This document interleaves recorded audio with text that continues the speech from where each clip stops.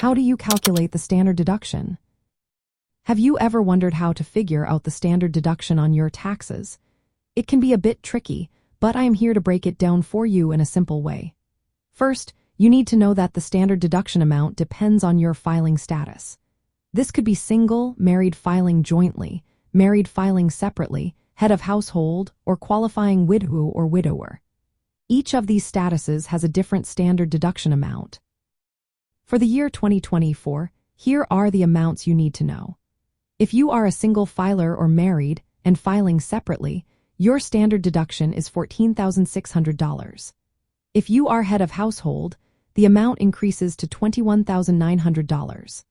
For married couples filing jointly and qualifying widows or widowers, the standard deduction is $29,200. Now there is more to consider.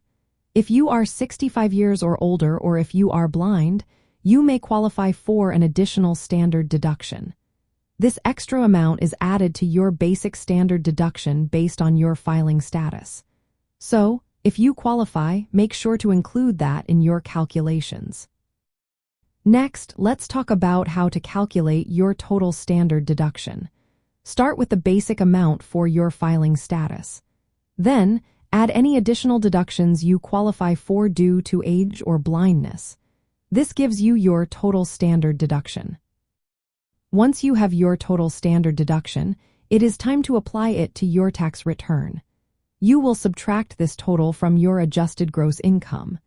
This step reduces your taxable income, which can lower the amount of income that is subject to tax. As a result, this could potentially reduce your overall tax liability. Lastly, you should decide whether to take the standard deduction or to itemize your deductions. Remember, you cannot do both. Itemizing means listing specific expenses that qualify as deductions.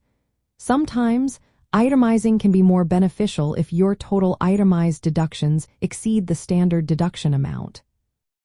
Understanding how to calculate the standard deduction is an important part of tax deductions education.